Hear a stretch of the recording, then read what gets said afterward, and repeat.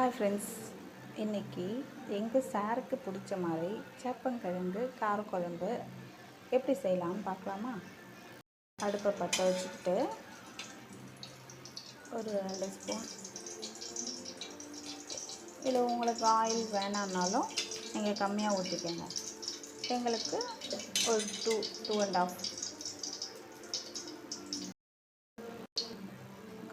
எண்ணெய் சூடாகணுன்னையும் கொஞ்சமாக கடுகு போட்டுக்கோங்க.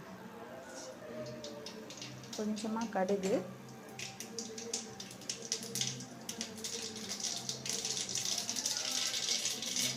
கொஞ்சமாக கருவேப்பிலை, கொஞ்சமாக பூண்டு,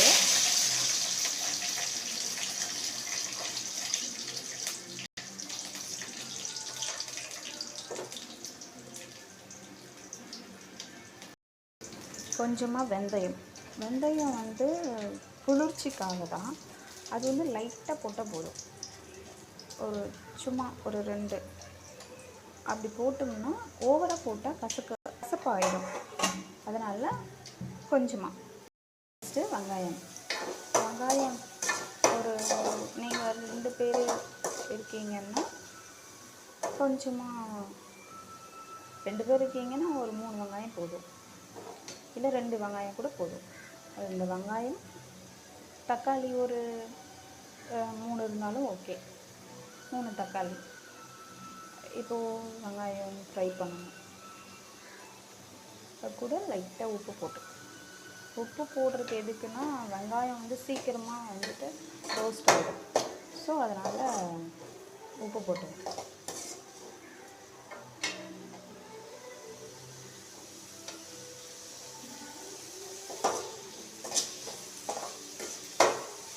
வெந்தயம் பூண்டு போட்டாலே வந்து கொஞ்சம் வாசனையாக இருக்கும்.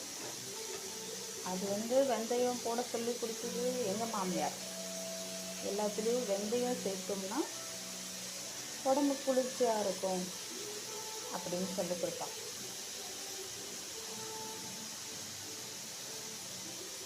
ஸோ அது கொஞ்சம் நேரம் ஃப்ரை ஆகட்டும். இந்த அளவுக்கு ஃப்ரை ஆகணும்.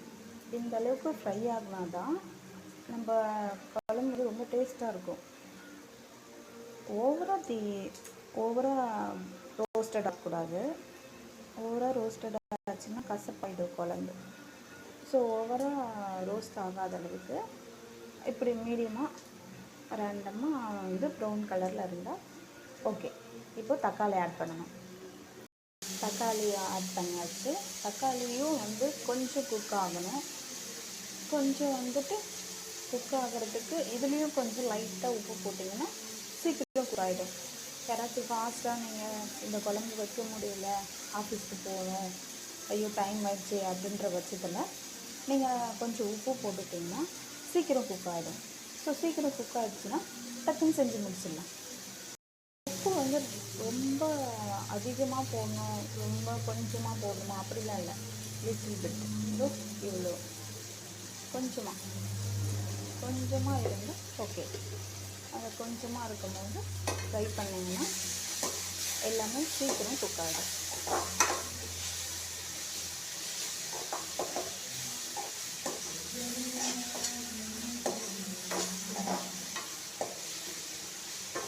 ஒரு 2 மினிட்ஸ் அப்படியே விட்டுருவாங்க. 2 மினிட்ஸ் விட்டிங்கனாலே அது செம்மையாக குக் ஆகிடும். இந்த ஸ்டேஜில் வந்துடுச்சா? இந்த ஸ்டேஜில் வரும்பொழுது நம்ம இந்த கிழங்கு ஆட் பண்ணலாம். கிழங்கு வந்து ஒரு சிலர் வந்து முழுசாக போடுவாங்க, ஒரு சிலர் ஆஃப் போடுவாங்க. அவங்களுக்கு பிடிச்ச டேஸ்ட்டில் அவங்க போடுவாங்க. ஸோ நான் இப்போ வந்து முழுசாக தான் போட்டிருக்கேன். அவங்களுக்கு முழுசாக போட்டால் ரொம்ப பிடிக்கும். ஸோ அதனால் முழுசாகவே போடாது. பாதியே போட்டால் அதிகம் குழம்பு வந்துட்டு அதிகமாக வச்சுக்கலாம். நம்மளுக்கு இப்போ ஒரு சிலர் ஆஃபீஸ்க்கு போகிறாங்க, அவங்க வந்துட்டு சரி நம்ம ஆஃபீஸுக்கு போயிட்டு வந்து திரும்பவும் சமைக்கணும் அப்படின்ற பட்சத்தில் அவங்க என்ன பண்ணுவாங்கன்னா கொஞ்சம் கூட குழம்பு வச்சுட்டு போயிடுவாங்க.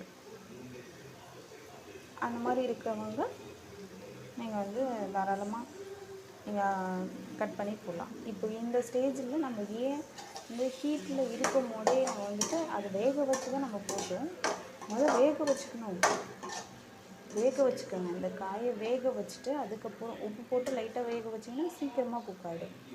இந்த ஸ்டேஜில் மிளகாத்தூள் போட்டுக்கணும். மிளகாத்தூள் உங்கள் காரத்துக்கு ஏற்ற மாதிரி.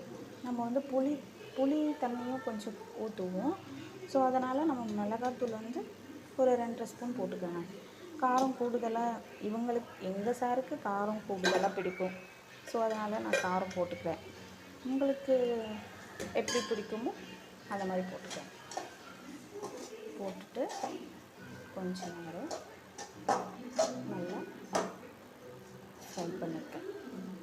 ஃப்ரை பண்ணிவிட்டு அது கொஞ்சம் நீங்கள் வந்துட்டு அதை ஃப்ரை பண்ணும்போது அது நீங்கள் உங்களுக்கு வேணும்னா இப்படி பண்ணி விட்டிங்கன்னா அதுவே பீஸ் ஆகிடும். பீஸ் ஆகிடுச்சுன்னா அது நீங்கள் கட் பண்ணி எடுக்கணும்னு அவசியம் இல்லை. அது வெந்துடுச்சுன்னா அதுவே வந்துட்டு இப்படி பண்ணும்போது பார்த்தீங்கன்னா தெரியும், நல்லாவே குக் ஆகிருக்கும், நல்லா வெந்து இருக்கும். இப்போ நீங்கள் வந்து அந்த மிளகாத்தூள் போட்டுட்டு நீங்கள் இது மாதிரி ஃப்ரை பண்ணி விட்டுக்கலாம்.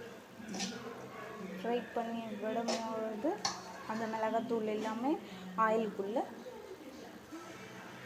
ஃபுல்லாக ஆயிலுக்குள்ளே ஆயிலும் அதுவும் மிக்ஸ் ஆகிடும். இந்த டைமில் வந்துட்டு நம்ம கொஞ்சம் தண்ணி ஆட் பண்ணிக்கலாம்.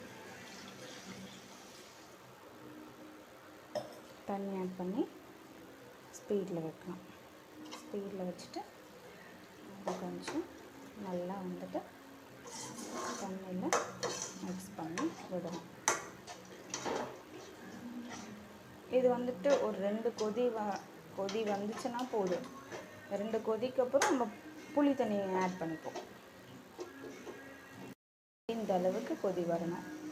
இந்த அளவுக்கு கொதி வரும்போது இப்போ நம்ம புளி தண்ணி ஆட் பண்ணணும். இந்த ஸ்டேஜில் வந்து பிறகு புளி தண்ணி ஆட் பண்ணியாச்சு. அப்போது கொஞ்சமாக வாட்டர், எவ்வளோ உங்களுக்கு குழம்பு அதிகமாக வேணுமோ அவ்வளோ வாட்டர் ஆட் பண்ணிக்கங்க. உங்களுக்கு இப்போது நைட்டுக்கும் தேவை, இப்போ நம்ம ஆஃபீஸுக்கு போயிட்டா இல்லை காலேஜுக்கு போயிட்டோம்னா நம்ம வந்து சமைக்கணும் அப்படின்ற பட்சத்தில் நீங்கள் கொஞ்சம் தண்ணி ஆட் பண்ணிக்கோங்க. தண்ணி ஆட் பண்ணிவிட்டு இது அப்படியே கொஞ்ச நேரம் கொதிக்கட்டும். நல்லா கொதித்து வரும்பொழுது பார்க்கலாம். லைட்டாக உப்பு ஆட் பண்ணிக்கோங்க. எனக்கு 1 ஸ்பூன், அப்புறம் 1½ போட்டுக்கோங்க. உங்களுக்கு அளவு தெரியும், 1½ போட்டுக்கோங்க. 1½ போட்டால் கரெக்டாக இருக்கும். ஸோ புளி, அப்புறம் காரம், உப்பு இதெல்லாம் கரெக்டாக போட்டிங்கன்னா, கம்மியாக போட்டால் சாப்பிட்லாம், அதிகமாக போட்டால் சாப்பிட முடியாது, யாராலையுமே சாப்பிட முடியாதுல்ல. இப்போ இதை அப்படியே கொதிக்க விட்டுடலாம். கொஞ்ச நேரம் கொதிக்கட்டும். இப்போது சின்னதாக அது கொதிக்கிற நேரத்தில் ஒரு சாரி ஒன்று கோர அடிச்சிடலாம். இந்த ஸ்டேஜ் வரப்போ, இந்த ஸ்டேஜ் யாருக்காச்சும் தெரியாதவங்க அப்படின்ற பட்சத்தில் இது கொதிச்சிச்சா இல்லை கொதிக்கலையா அப்படின்னு நம்ம பார்க்கணுன்னா, நம்ம தண்ணி எந்த அளவுக்கு நம்ம வச்சோமோ அந்த அளவுக்கு கீழே இருக்கும். அதே இல்லாமல் இந்த நம்ம தாளித்த எண்ணெய் வந்து இந்த சைடில் வந்துடும், தெரியுதுங்களா? இந்த